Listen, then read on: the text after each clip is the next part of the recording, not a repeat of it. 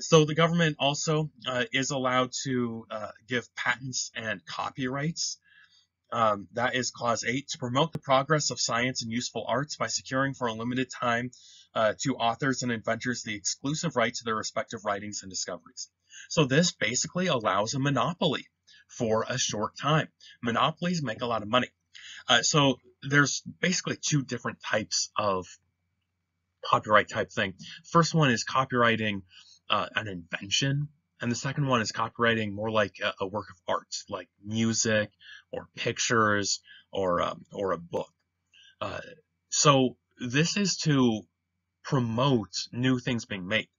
If you wrote a book and then anyone could type up that book and sell it, that best-selling book, if you sold 1 million copies, maybe you personally only sold 20 copies and someone else made a better edition, better cover art or something and sold, 900,000 of them.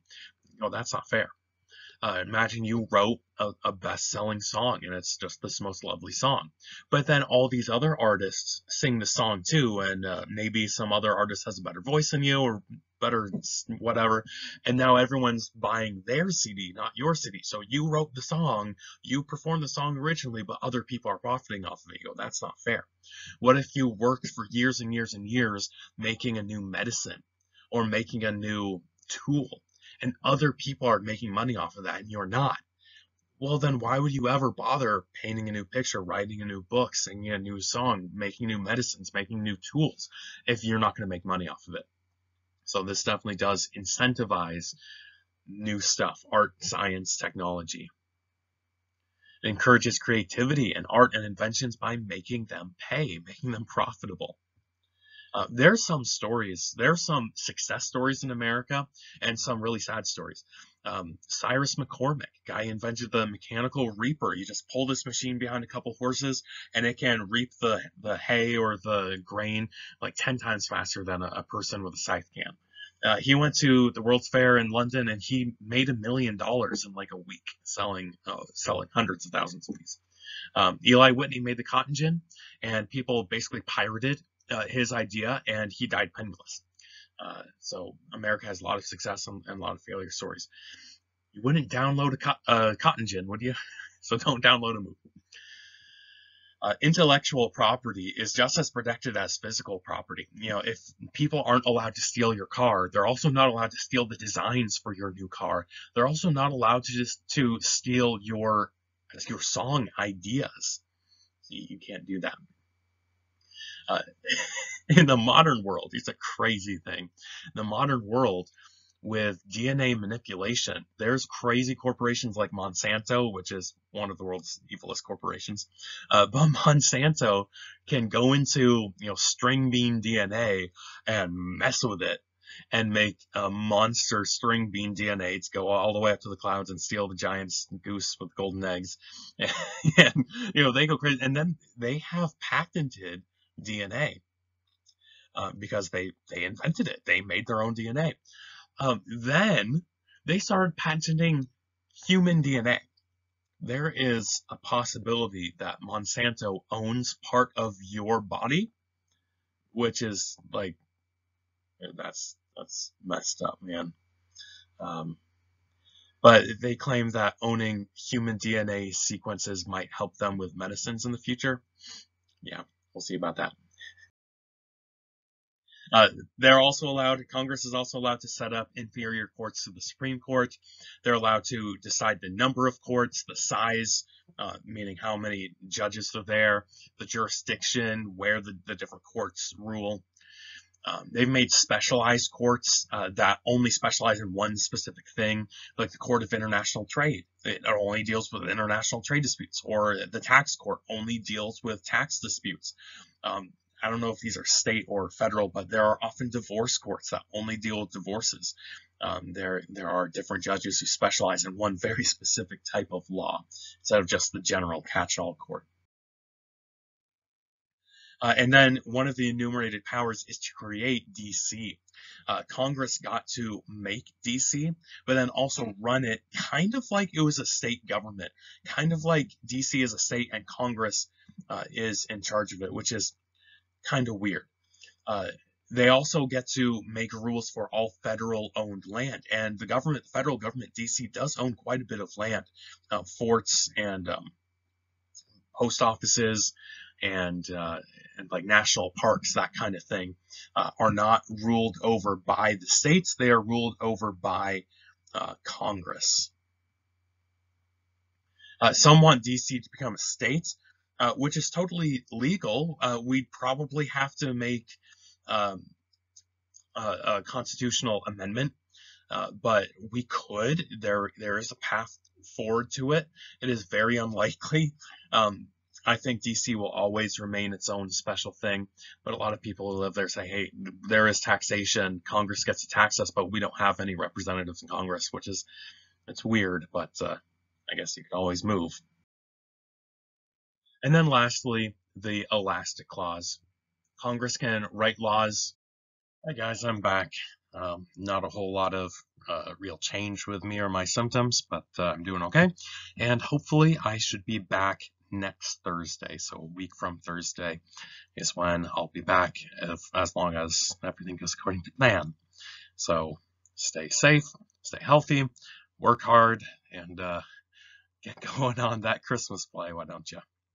All right, today we're going to talk about not the enumerated powers, but the implied powers, and then some other powers that Congress has that have nothing to do with writing law, non-legislative. Let's dive in. Many of the implied powers come from the elastic clause, also called the basket clause, because so many powers can be thrown in that basket. Some of the implied powers are just things that come from ancient history that every government always does, that no one really thought of writing down. The powers that all governments just naturally have. For instance, the power or right to build a highway. I mean, every government has built roads from the dawn of history. You need it for the mail, you need it for communication, you need it for armies moving. And so the word road is not in the Constitution, as far as I remember. Look it up. But it's an implied power that, of course, Congress has the ability to do that kind of thing. Here's an interesting type of power, a judicial power in the congressional branch. Now, typically, when Congress writes a law and you break the law, then the executive branch sends a police officer to arrest you, and then the judicial branch has a judge, oversee the court and sentence you. However, there are some cases where if you disobey Congress, Congress itself can arrest you and punish you, either fine you or imprison you. So it is quite possible for Congress to send people to jail without any police officers, not like executive branch police officers, and without any judges. Congress itself acts like the police and the judge. They have their own security force that can arrest you. When Congress goes through investigations of various things, they do have the authority to force you to comply. They have the authority to subpoena people, documents, and evidence. And a subpoena means you must show up to court. If a person is subpoenaed and told you need to show up to Congress and you don't show up, you get in huge trouble. If there is a document, a computer, a file that the Congress demands and issues a subpoena and you don't give it up, you can be in huge trouble. You have to cooperate with Congress, and if you don't, they do have the right to throw you in jail. There was a Supreme Court case in the 1800s, long time ago, where someone sued. The Supreme Court said it's unconstitutional not the Supreme Court, sued Congress, said it's unconstitutional for Congress to throw me in jail because that's the judicial branch's side. And Congress said, or the Supreme Court, actually said if Congress has the authorities to subpoena you, which it does, then Congress must also have the authority to punish you for not answering that subpoena. So 2 examples of that. Was it last week or the week before? Steve Bannon was subpoenaed and told to come before Congress to talk about his role in the January 6th insurrection, and he just didn't show up in court. He did not show up to Congress. So they put out a warrant for his arrest, and they arrested him. They sent the FBI actually to go arrest him. Here's a picture. And Steve Bannon pled not guilty to contempt of Congress, which is, they told you to show up, you didn't show up. I don't see how you could argue that you're not guilty. They have the right to subpoena you, and you didn't feel like showing up that day. you're guilty. So he could be punished up to a year in jail and tens of thousands of dollars in fines. I don't know what they're going to end up doing to him, but he can be in major trouble. And then when Nixon was in trouble for Watergate, Congress subpoenaed a bunch of evidence and he destroyed it. And that is why he resigned, not necessarily because there was enough evidence to convict him, but because he destroyed the evidence that was there. So yeah, he got in major trouble for that and would have been impeached if he did not resign. Congress has the power, if they have the power to punish people, send them to jail, they also have power to not send you to jail. They have the power to cut a deal with you and say, hey, you're not the guy we're after. If you tell us who you're working for, then we'll give you a lighter sentence or even no sentence at all. That's called granting immunity. If they find this often happens with cops and the normal court process, where if a cop arrests a low-level drug dealer, they say we will let you go free or with a warning or with a slap on the wrist if you tell me who's the boss in this area and get him in jail, because we're going after the big guys. So Congress also has the ability to do that. Congressmen themselves are immune to any form of judicial proceedings. You cannot arrest a congressman. You cannot throw him in jail. What you can do, if there's a congressman who has blatantly broken the law, the Congress can kick him out of Congress, and then he can get in trouble. And we'll talk about that in a minute. The Supreme Court has ruled that if Congress has the power to declare war and to wage war, then Congress also has the power to rule the territory that you acquire through that war. And Congress was in charge of ruling quite a few territories back in the day, both on mainland North America and overseas. So I think after the Spanish-American War, we took over the Philippines, and Congress hired governors for the Philippines. Taft was a governor of the Philippines before he was president. Grover Cleveland over there too? I don't remember. There were several important people out there, governor of the Philippines. And then Puerto Rico, Congress is mainly in charge of their part of the Puerto Rican government. It's not the president or the Supreme Court, it's Congress ruling those territories and making laws about how to administer those territories. In presidential elections, Congress does, on very, very rare occasions, have a say in the presidential election. This is only if nobody wins 51% of the election. Now, there are some countries that say if you don't win 51%, whoever has the most wins. Not in America. In America, you need 51% to become president. If not, the House of Representatives gets to choose among the top 3 candidates. So if you have one guy who wins like 49%, and another guy who wins 49% or 48%, and another guy who wins like 1%, they do have to choose between those 3 people and decide who's going to be president. And it might be almost a landslide. It could be like 49% to like 30% and whatever. But they get to choose. This has only happened on 2 occasions. Even though the House of Representatives gets to decide who the president is, each state only gets 1 vote. So Maine would have an equal say as California, which is really weird. So it's happened twice with Jefferson and John Quincy Adams. Both of them did not have 51% of the vote. It is interesting that in 1801, I guess, when Jefferson was to be president, he was tied with Burr, who was part of his party. Burr was running for vice president, and it was 2 people from the same party that won the top 2 positions. And they went with Jefferson. Then with John Quincy Adams, this was actually incredibly controversial because he ran against Andrew Jackson, and Andrew Jackson actually did quite a bit better than John Quincy Adams. So he said, hey, I didn't get 51%, but I got way more than the second place guy, so obviously I deserve to be the president. But then John Quincy Adams became president, and that made a lot of people very, very angry. Obviously, the loser goes back home and then comes back in a few years and wins the next time. Andrew Jackson called it the corrupt bargain because one of the representatives who was influential in getting John Quincy Adams president, John Quincy Adams then hired him to be Secretary of State. So that looked like bribery. And then there's a very odd case with Rutherford B. Hayes. Here they are.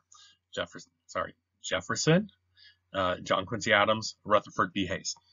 He was not too long after the Civil War, and American troops were posted in the South to make sure the KKK could not prevent black people from voting, which they had been doing. So we were occupying the South to try to make a fair vote. And a lot of Southern voters sent 2 sets of delegates to D.C., the states did. So imagine in the last election, if a bunch of people, electors from Maine said, okay, Maine's voting red. And then other electors from Maine said, no, Maine's voting blue. And they both claim that they have the right counts. And then it wasn't just these electors showing up saying that the state is voting for 2 different presidents. It's also the state legislature tells the government, oh, we're voting red, but then the state governor tells them, no, the state's voting blue. So it's like, who do we believe? It was a huge mess. If you think last election was messy, and it was messy, the election of Rutherford B. Hayes was incredibly messy. So what they did is they set up a bipartisan committee where they had a bunch of Republicans and a bunch of Democrats and one independent look at all the data and decide who won, Republican or Democrat.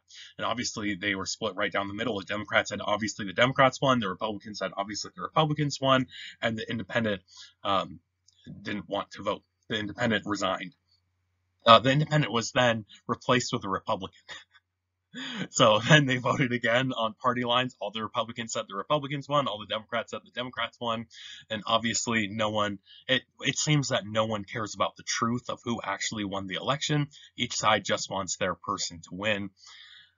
And Rutherford B. Hayes got into the presidency because the House of Representatives set up that commission and claimed that he won. Whether he won in actuality or not, I really have no idea. Not the world's best president, but not the world's worst president either. And crazy times.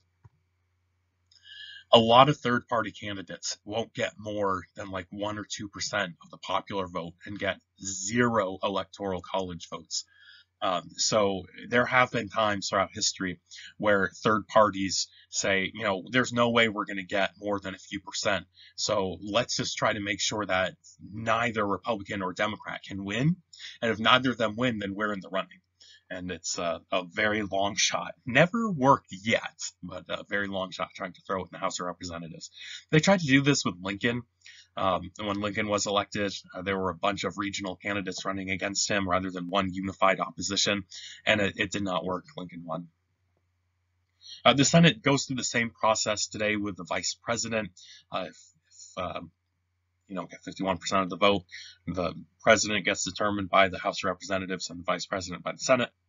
And then if there is a vacancy in the vice presidency, this is according to a fairly new amendment. This is not in the original Constitution, but according to a fairly new amendment, if there is a vacancy, the president will appoint a new vice president and the Senate needs to ratify, approve or disapprove of that person. Previous to this amendment, if there is no vice president, you just deal with that. And there were quite a few presidents. I think there's a list of presidents and vice presidents in the back of your book. So if you want to look through the appendices and find that one, you will see a list of presidents who did not have a vice president, sometimes for like 3 years at a time. If that vice president gets in trouble and resigns or dies or gets sick or resigns for whatever reason, might do that in the first year. And then 3 years till the next election, you just don't have a VP. And we've decided we really don't want that anymore because what happens if the president is incapacitated? We need a vice president. Speaking of a president being incapacitated, President Biden did go under anesthesia for a few hours last week or the week before, not too long ago, which means that Vice President Kamala Harris did become the acting president for a few hours. So you could say that Kamala Harris was the first American female president, but not really, just acting president because it was temporary. Other non-legislative powers include the powers of ratification of amendments and then confirming high officials. Just like the vice president can be appointed by the president and then confirmed by the Senate, so a bunch of different positions especially in the executive branch and judicial branches. They're appointed by the president and confirmed by the Senate. Any kind of peace treaty or trade deal with anyone that is made by the president and signed by the president and confirmed by the Senate, and then any appointees. And here's a fairly modern vote.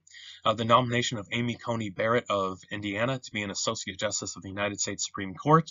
52 voted yes, 48 voted no, right along party lines, and won. For ratifying treaties, you do need a 2/3 vote. Usually there's about 4,000 politicians and 65,000 military officers, which is very interesting. Above a certain rank, you need congressional approval to be promoted. So if you're being promoted from like private to corporal or something, they don't get that into the Congress. But if you're being promoted from like colonel to general or something, Congress has to approve that. 65,000 military officers in every 2-year session. Obviously, most of these are pure formality, and they'll vote on hundreds of them at a time. Say, here's a list of, 2,000 military and low-level politicians, bureaucrats, really. And let's just vote yes on them. It is only the really top dogs that get arguments in front of the Supreme Court, or in front of the Senate. For instance, a Supreme Court justice like Amy Coney Barrett, there were debates and interviews with her for a very long time, and that is absolutely necessary. If you're going to be on the Supreme Court for 30 years, you don't want to just vote them in on a whim. You need to have interviews and see if they're a good fit for the job. But if we're talking about, some post office worker or some treasury employee, just hire whoever. Obviously the president's staff is going to pick someone who's qualified, hopefully, but the Senate doesn't really argue about that. They don't have a lot of time to do that. With military officials, usually it's the same thing. It's not a political position. If the military leadership says, hey, this person deserves a promotion, Congress almost always says, okay, we'll defer to your opinion. And then, of course, there is impeachment, and I'm sure you're familiar with how to impeach a president, but it's not just the president who can be impeached. It's also the vice president. It's also many, many, many high officials like judges and Secretary of State and all those other politicians. Impeachment is formally charging top officials with treason, bribery, or other high crimes. It is not just treason or bribery. Those are the two that are mentioned in the Constitution. But then it says other high crimes and misdemeanors. That does not necessarily mean any specific crime is necessary. It is up to Congress to decide, is this crime worthy enough for dismissal? High crimes is very, very vague. The House gets to decide whether or not to impeach them, and then the Senate gets to decide whether or not to convict them and kick them out of office. The Senate then acts like a court. They have evidence come in. They have attorneys, lawyers on both sides come in. They look at the evidence and present the evidence. There's lots of debate back and forth. And when the president's impeached, it's even the Chief Justice of the Supreme Court gets to rule as president of the Senate for the time being. No president has been removed from office yet, although there have been many impeachments, and there have been many lower positions that have been impeached. Here's some fast facts. Congress is the final arbiter of what constitutes an impeachable offense. So if you say, well, I don't consider that a high crime or misdemeanor. Well, if Congress does, Congress is the one who gets to decide if it counts as a high crime. The House of Representatives impeaches public officials, then the Senate convicts them. Throughout American history, only 20 people have been federally impeached, and only 8 of them have been removed from office. Instead of federally impeaching and convicting a public official, Congress can also issue a censure. A censure is just formally declaring you've been a bad boy. And it's just saying, we do not approve of your actions, you're in trouble. And sometimes that does come with other punishments besides being removed from office. And then lastly, presidential impeachment votes have always been partisan. It seems like no matter who is being impeached, Democrat or Republican, people always vote for their person. Very, very few people are willing to look at the facts and come at an impeachment impartially and just look at the facts. They're much more willing to keep their person in office or kick out, the other person.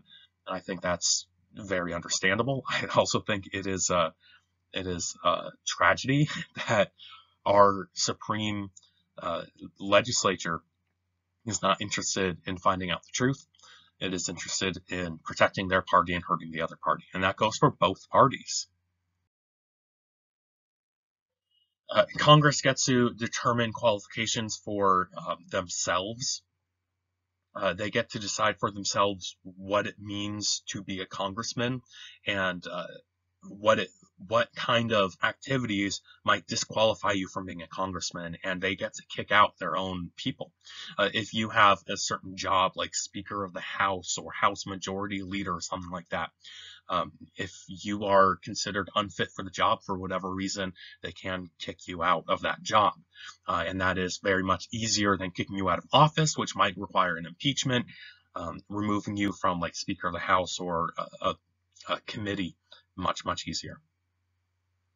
In 2002, James Traficant, D. Ohio, was expelled from Congress for bribery, racketeering, and tax evasion.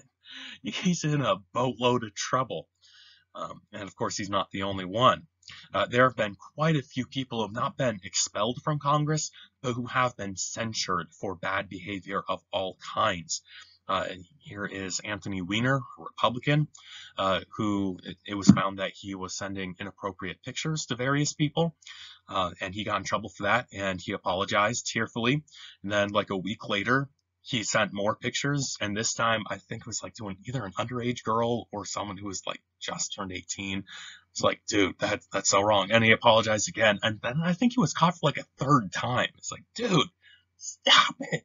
And he was censured for that. And of course, there's been plenty of rich, powerful congressmen who have thought they were above the law and acted incredibly inappropriately. And on very rare occasions, they do get caught and punished. You are allowed to be censured if you are using offensive language, if you are threatening people, if you are not acting professionally. And of course, many congressmen do use very charged language and do get very excited in their speeches. And typically, people take political speeches with a grain of salt. So if you're just yelling and screaming about how the other person is ruining America, people are like, yeah, whatever. But if you are threatening, then that's a different manner. So just very recently, the House of Representatives voted largely along party lines Wednesday. Which Wednesday? Was this just last Wednesday? To censure Representative Paul Gosar, R. from Arizona, Republican, for posting a cartoon depicting violence directed against a Democratic Congresswoman and President Joe Biden. So what happened, if you did not hear about this, Representative Gosar is not a very nice person, to put it very mildly. And he put up a cartoon that had him murdering Alexandria Ocasio-Cortez and Joe Biden. Now, Joe Biden's not my favorite president ever, and AOC is one of my least favorite congresswomen ever. And if you want to complain about how bad they are, that's one thing. But if you have a video of yourself killing them, that is completely inappropriate. That is not how Congress should behave. If you don't like something that Biden or AOC said or did or voted on, give me 5 reasons why their plan is bad and your plan is better. Use reason. Say, this is what they did. This is what is going to be, the harmful reaction to that. Here's what I think we should do instead. Instead, he had a video of himself murdering his colleague. Now imagine if you had to show up to work and work with someone who posted a video of themselves murdering you. Imagine if you went to Shaw's and the bagger that you're working with had just put up a video on Facebook of them murdering you. That's not okay.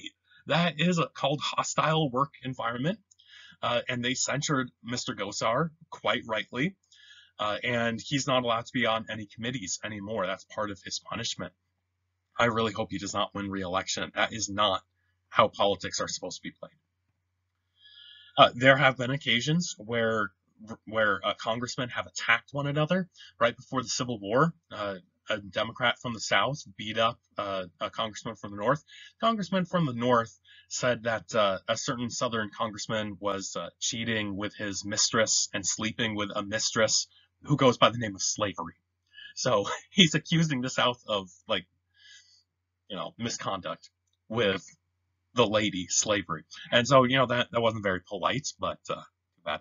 Well, anyway, this guy's cousin is like defending his armor and beats him on the head with a cane and sends him to the hospital with brain damage and a cracked skull.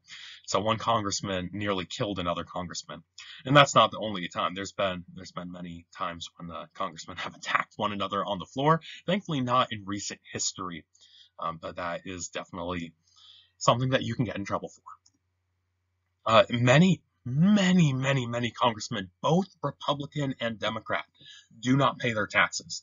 And they don't pay their taxes for one reason: they can't go to jail while they're a congressman.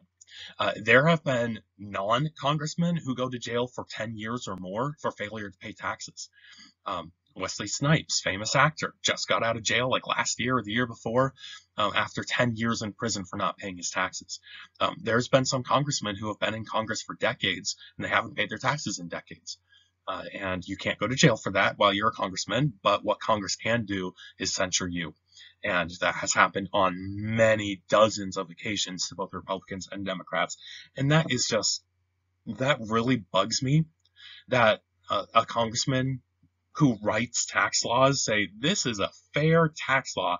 Oh, you have to pay your fair share. You guys pay your taxes. I'm not going to pay mine. Like, that's not cool.